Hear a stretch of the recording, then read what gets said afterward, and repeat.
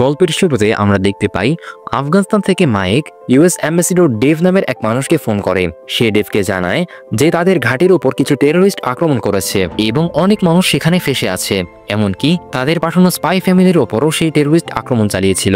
আর যেভাবেই হোক মাইক এখন সেই স্পাই ফ্যামিলি মানে ওয়াল্টারের ফ্যামিলিকে বাঁচাতে চায়। ওয়াল্টারের ফ্যামিলি সম্পর্কে প্রায় সব আর্মি অফিসার্স জানত, কারণ অনেক বছর ধরে ওয়াল্টার পাকিস্তান ও আফগানিস্তানের একজন গুপ্তচর হিসেবে কাজ করছিল। সেখানে ঘটতে যাওয়া সিক্রেট টেরোরিস্ট অ্যাটাক সম্পর্কে আগে থেকে জেনে সময় মতো ইউএস অফিসারদের খবর দিয়ে অনেক বড় বড় হামলা ঠেকিয়ে দিয়েছিল। তাদের বাঁচানোর আরেকটা বড় কারণ ছিল ওয়াল্টারের পরিবারের ছিল তার 13 বছরের ছেলে এবং মাত্র 5 বছরের ছোট মেয়ে। তারা আগেই ইউএস এর জন্য অনেক কিছু করেছে, তাই তাদের মতো নিরীহ বাচ্চাদের এভাবে মরতে দেওয়া কোনোভাবে সম্ভব ছিল না। ওদিকে জঙ্গলের ভেতর দিয়ে ওয়াল্টার খুবই আহত অবস্থায় তার পরিবারকে নিয়ে একটি গাড়ি চালিয়ে পালানোর চেষ্টা করছিল। শুরুর দিকে ডেভ এই মিশনের জন্য রাজি হচ্ছিল না, কারণ এটা করলে ইন্টারন্যাশনাল লেভেলে অনেক বড় দ্বন্দ্ব তৈরি হতে পারে। কিন্তু তখন মাইক তাকে বলে, যদি এই পরিস্থিতিতে তোমার নিজের পরিবার ফেসে থাকতো তাহলে তুমি কি করতে? এই কথা শুনে ডেভ রাজি হয়ে যায়। ওদিকে মাইকের ঘাটের উপরে অনেক তালেবান আক্রমণ চালাচ্ছিল, তাই সে দ্রুত ওয়াল্টারের ফ্যামিলির জন্য সাহায্য পাঠানোর ব্যবস্থা করে কল কেটে দেয় এবং নিজেও প্রস্তুতি নিতে শুরু করে। পুরো পরিস্থিতি ব্যাখ্যা করে এবং তাকে ওয়াল্টারের ফ্যামিলির জন্য একটা রেস্কিউ মিশন চালু করতে বলে। জন সঙ্গে সঙ্গে তার সবচেয়ে সেরা টিম ওয়ার হর্স টিমকে ওয়াল্টারের ফ্যামিলির শেষ লোকেশনের দিকে পাঠানোর নির্দেশ দেয়। খুব দ্রুতই ওয়ার হর্স টিম পুরো প্রস্তুতি নিয়ে আফগানিস্তানের জঙ্গলের দিকের এলাকায় রওনা দেয়। তাদের কাছে শুধু এতটুকুই তথ্য ছিল যে ওয়াল্টারের ফ্যামিলি শেষবার দেখা গিয়েছিল একটা সবুজ রঙের গাড়িতে, যা আফগানিস্তান থেকে পাকিস্তান বর্ডারের দিকে যাচ্ছিল।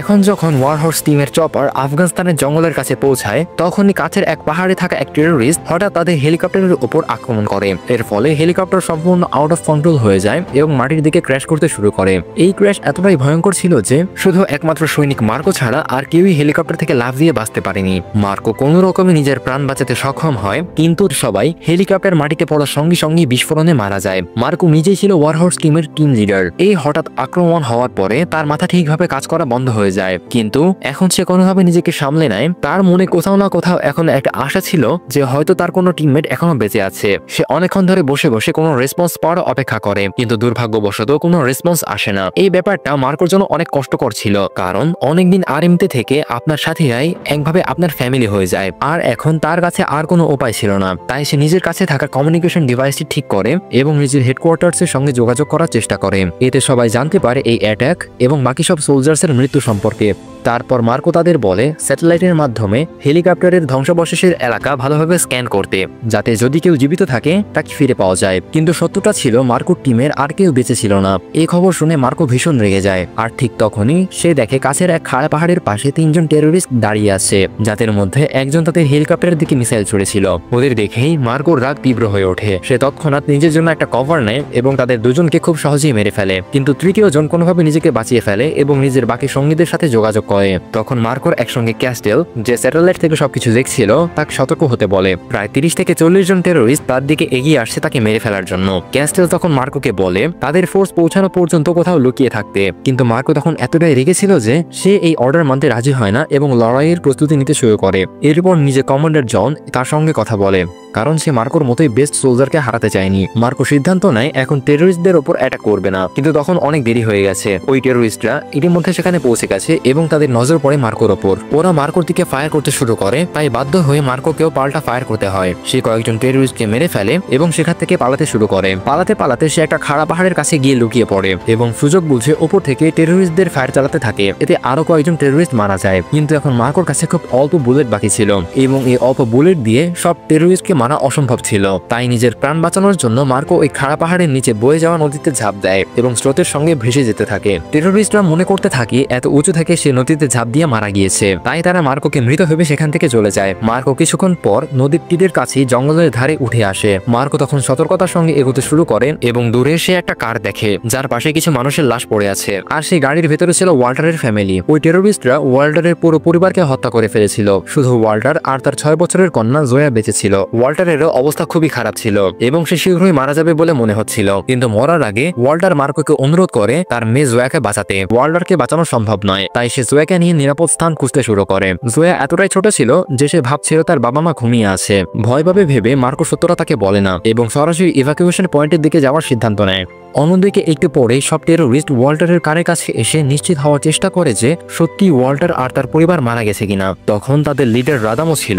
রাদাম ওয়াল্টারকে মৃত দেখে খুবই খুশি হয়, কিন্তু ঠিক তখনই তার এক সহযোগী বলে যে জয়া এখানে নেই এবং কাছেই জুতার ছাপ দেখতে পায়। এতে রাদাম ও বাকিরা বুঝতে পারে যে মার্কো জীবিত আছে এবং জয়া তার সঙ্গে আছে। সুতরাং রাদাম বলে যত দ্রুত সম্ভব জয়া আর মার্কোকে খুঁজে বের করতে। অপরদিকে জয়া ও মার্কো এগিয়ে চলছিল। তখন জয়া ধীরে ধীরে বুঝতে পারে তার বাবা মারা গিয়েছে। তার ধারণা ছিল যারা তার পরিবারকে হত্যা করেছে তারা খুবই খারাপ লোক, কারণ তার বাবা ছোটবেলা থেকে তাকে শিখিয়েছিলেন যে নির্দোষ মানুষকে কষ্ট দেওয়া মানে অপরাধ করা।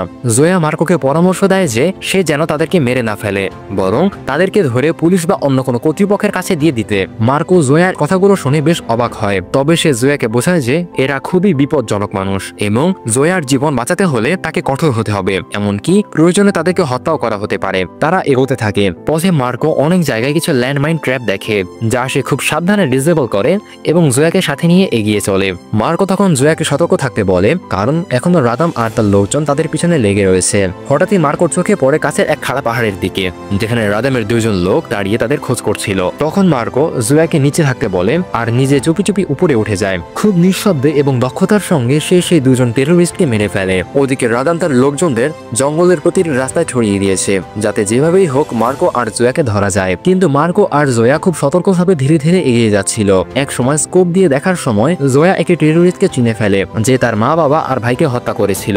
এরা দেখে মার্কোর খুব খারাপ লাগে, কিন্তু সে জয়াকে শান্ত করে এবং এগিয়ে চলে। তারা খাড়া পাহাড় থেকে কিছুটা উপরে উঠে আসেন, আর এখন মার্কো আবার ক্যাস্টেলের সঙ্গে যোগাযোগ করে এবং যত দ্রুত সম্ভব সাহায্য পাঠাতে বলে, কারণ শত্রুরা প্রায় তাদের চারদিক থেকে ঘিরে ফেলেছে। কিন্তু ক্যাস্টেল তাদের জানায় যে মার্কোর বর্তমান লোকেশনে তারা কোনো সাহায্য পাঠাতে পারবে না, তাকে আরো কয়েক কিলোমিটার দূরে যেতে হবে, তারপরে ক্যাস্টেল এবং বাকিরা সাহায্য করতে পারবে। অন্য কোনো উপায় না থাকায় মার্কো রাজি হয়ে যায়। কিন্তু রাত নামতে না নামতেই জয়া অনেক ক্লান্ত হয়ে পড়ে, তাই মার্কো সিদ্ধান্ত নেয় একটি গুহার ভেতরে রাত কাটাবে। ভেতরে ঢুকে সে গুহার বাইরে কিছু ল্যান্ডমাইন স্ট্র্যাপ বসিয়ে দেয়, যাতে যদি রাদাম বা তার কোনো লোকজন আসে তাহলে বিস্ফোরণে মারা যায়, অথবা অন্তত বিস্ফোরণের শব্দ শুনে মার্কো সময় মতো সতর্ক হতে পারে। ঘুমানোর আগে জয়া মার্কোকে অনেক প্রশ্ন করে। সে জানতে চায় মার্কো কেন সেখানে এসেছে। তখন মার্কো ধীরে ধীরে বলতে শুরু করে কিভাবে সে এবং তার টিমকে ওয়াল্টার এবং তার ফ্যামিলিকে বাঁচানোর জন্য মিশন দেওয়া হয়েছিল। তারা চপারে করে তাদের দিকে যাচ্ছিল, কিন্তু হঠাৎ এক মিসাইল এসে আঘাত করে এবং চপার ভেঙে যায়। মার্কো শুধু ভাগ্যক্রমে বেঁচে গিয়েছিল, কারণ সে ঠিক সময় চপা থেকে লাফ দিতে পেরেছিল। এ কথা শুনে জয়া হাসতে হাসতে বলে, তুমি তো এক ফলেন অ্যাঞ্জেল যে আমাদের সাহায্য করতে এসেছে। কিন্তু মার্কো বলে সে কোনো অ্যাঞ্জেল নয়। যাই হোক, পরের সকালে যখন মার্কো এবং জয়া গুহা থেকে বেরিয়ে আসে, ঠিক তখনই সেখানে এক টেরোরিস্ট এসে উপস্থিত হয়। মার্কো সেই টেরোরিস্টকে দেখে মুহূর্তেই তার মুখে একটা ছুরি ছুঁড়ে মারে এবং তাকে শেষ করে ফেলে। জয়া এটা দেখে কিছুটা ভীত হয়ে পড়ে, কারণ তার কাছে আবার তার পরিবারের মৃত্যুর দৃশ্য ভেসে ওঠে। কিন্তু মার্কো যথাসম্ভব তাকে শান্ত করে এবং অন্য কোনো টেরোরিস্ট পৌঁছানোর আগে জয়াকে নিয়ে সেখান থেকে চলে যায়। মার্কো জয়াকে নিয়ে কাছের আরেক খাড়া পাহাড়ের কাছে যায় এবং কিছুক্ষণ পর আরো টেরোরিস্ট ওই গুহার কাছে এসে পৌঁছায়। তারা নিজেদের সঙ্গীর লাশ দেখতে পায়, আর ঠিক তখনই তাদের মধ্যে একজন ওই ল্যান্ডমাইন ট্র্যাপে আটকে পড়ে এবং ঘটনাস্থলেই মারা যায়। পরবর্তীতে যখন মার্কো নদীর পানি নিচ্ছিল,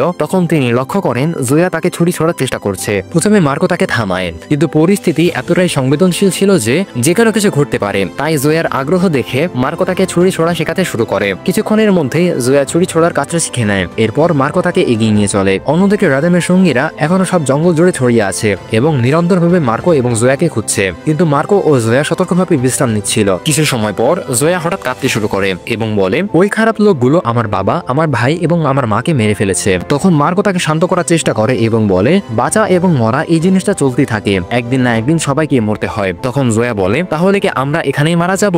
মার্কো উত্তর দেয়, না, আমরা এখানে কোনোদিন মরবো না, আজ তো একদমই না। যাই হোক না কেন, আমি তোমাকে এখান থেকে বের করে নিয়েই যাব। তারপর মার্কো জয়াকে নিয়ে আরো সামনে এগিয়ে যায়। এদিকে টেরোরিস্ট তার পদচিহ্ন অনুসরণ করতে করতে এগিয়ে আসছিল। মার্কো তার স্কোপ দিয়ে এসব দেখছিল, কিন্তু ঠিক তখনই জয়া দূরে চলে যায়, আর সেখানে তাকে এক টেরোরিস্ট লিডার দেখে ফেলেন। সে জয়াকে বলে, আমাকে ভয় পাওয়ার দরকার নেই, তোমার সঙ্গে যে লোকটা ছিল সে কোথায়? জয়া বলে দেয়, ও ওই দিকে আছে। ঠিক তখনই তার পেছন থেকে মার্কো আসে এবং সে টেরোরিস্টকে গান পয়েন্টে নিয়ে নেয়। তখন ওই টেরোরিস্ট বলে, আমি তোমাদের ক্ষতি করতে আসিনি, আমি একটা লোকাল ম্যান, আমার গ্রাম এখানেই কাছাকাছি, আমি তোমাদেরকে বাঁচাতে পারি। তখন মার্কো গম্ভীরভাবে বলে, তাহলে চলো তোমার গ্রামের দিকে। তারপর সেই টেরোরিস্ট মার্কো আর জোয়াকে নিয়ে গ্রামের দিকে যেতে থাকে। ঠিক তখনই মার্কোর কাছে হেডকোয়ার্টার থেকে কল আসে। ওরা বলে, তুমি গ্রামের কাছাকাছি থাকো, আমরা তোমাকে ওখান থেকে রেস্কিউ করে নিয়ে আসবো। মার্কো তাদের কথা মতো তাই করে, কিন্তু তখনই সে দেখে আরো কিছু টেরোরিস্ট এসে গেছে এবং তারা তার উপর ফায়ারিং করতে শুরু করে। মার্কো তাড়াতাড়ি একটি পাথরের পিছনে লুকিয়ে পড়ে এবং পাল্টা ফায়ার করতে থাকে। তারপর টেরোরিস্ট আর মার্কোর মধ্যে একটা দীর্ঘ ফাইট চলে। এই ফাইটের সময় মার্কো অনেকগুলো টেরোরিস্টকে মেরে ফেলে, কিন্তু হঠাৎ সে খেয়াল করে জোয়া তার পাশে নেই। সে তাকে খুঁজতে শুরু করে, কিন্তু কোথাও পায় না। হয় জোয়া হারিয়ে গেছে, না হয় টেরোরিস্ট তাকে ধরে নিয়ে গেছে। সে চারদিকে খোঁজে এবং অনেক খোঁজাখুঁজির পর জোয়ার হাতের পুতুল দেখতে পায়। তারপর সে সূত্র ধরে সে একটা গুহার কাছে পৌঁছায় যেখানে একজন টেরোরিস্ট ছিল। মার্কো তার গানের সাইলেন্সার লাগিয়ে চুপিসারে সে টেরোরিস্টকে মেরে ফেলে এবং গুহার ভেতরে ঢোকে। ভেতরটা ছিল একদম অন্ধকারে ভরা, কিন্তু যখন সে অন্য দিক দিয়ে গুহা থেকে বের হয় তখন সে একটা গ্রামে এসে পড়েছে যেখানে চারপাশে অসংখ্য টেরোরিস্ট ছিল। সে পৌঁছে যায় এমন এক জায়গায় যেখানে অনেক টেরোরিস্ট আগে থেকেই থাকতো, কিন্তু মার্কো কাউকেই ভয় পেত না এবং সেই কারণেই তার সামনে যে টেরোরিস্ট আসতো সে একে একে সবাইকে মেরে ফেলতো। সে সেখানে জোয়াকে খুঁজতে শুরু করে এবং এক সময় একটা রুমের ভেতরে ঢোকে যেখানে 3 জন টেরোরিস্ট বসেছিল। তাদের হাতে কোনো গান ছিল না। তখন মার্কো তাদের মধ্যে 2 জনকে মেরে ফেলে এবং তৃতীয় জনকে গান পয়েন্টে নিয়ে তাদের জিজ্ঞাসা করে জোয়া কোথায়, কিন্তু ওই টেরোরিস্ট কিছুই বলে না। তাই মার্কো তাকেও মেরে ফেলে। কিন্তু এদিকে বাকি টেরোরিস্টরা মার্কোর লোকেশন জেনে যায় এবং সবাই সতর্ক হয়ে পড়ে। তারা মার্কোর উপর আক্রমণ করতে আসে, কিন্তু মার্কো একাই বিশাল বাহিনীর সমান। সে একে একে অনেক টেরোরিস্টকে মেরে ফেলে। ঠিক তখনই মার্কোর একটু মনোযোগ সরে যায় আর সেই সুযোগে এক টেরোরিস্ট তাকে গুলি করে। তবে মার্কোর গায়ে বুলেট প্রুফ জ্যাকেট ছিল, তাই গুলি তার শরীরে লাগেনি। এরপর আরেকজন এসে তাকে অজ্ঞান করে দেয়। তারা মার্কোকে টেনে হিসেবে একটা রুমে নিয়ে যায় এবং সেখানে তাকে টর্চার করা শুরু করে। তারা জিজ্ঞাসা করতে থাকে,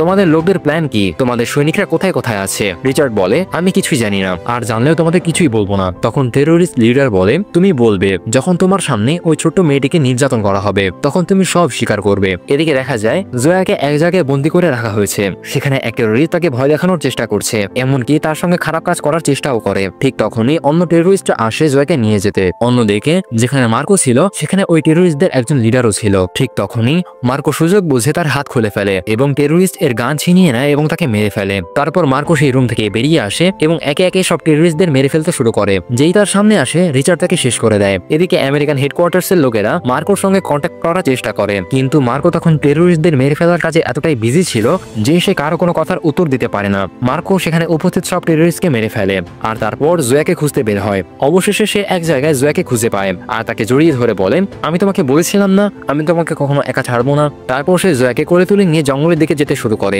কিন্তু ঠিক তখনই রিচার্ড দেখে সেখানে 30 থেকে 40 জন নতুন টেরোরিস্ট এসে গেছে। তখন রিচার্ড দৌড়াতে শুরু করে।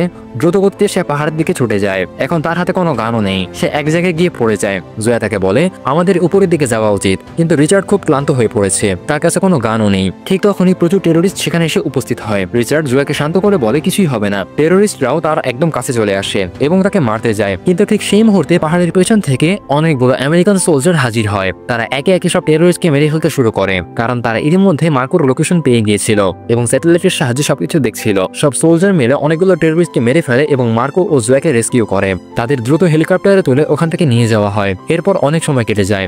আমরা দেখি মার্কো এখন আর্মি থেকে রিটায়ার্ড। সে নিজের বাড়িতে শান্তিতে থাকে আর জানা যায় জোয়া এখন তারই সঙ্গে থাকে। রিচার্ড নিজেই নিজের সঙ্গে কথা বলে, আমি তোমার ফ্যামিলিকে ফিরিয়ে দিতে পারবো না, কিন্তু তুমি এখন আমার ফ্যামিলি হয়ে গেছো। আমরা দেখে জোয়া হাসছে, খুব খুশি মনে খেলছে। আর এভাবেই শেষ হয় এই অসাধারণ সিনেমাটি। তো বন্ধুরা, এই গল্পটি তোমাদের কেমন লাগলো কমেন্টে জানাতে ভুলো না। ভিডিওটি ভালো লেগে থাকলে লাইক করো আর চ্যানেলটা সাবস্ক্রাইব করতে ভুলো না। ধন্যবাদ।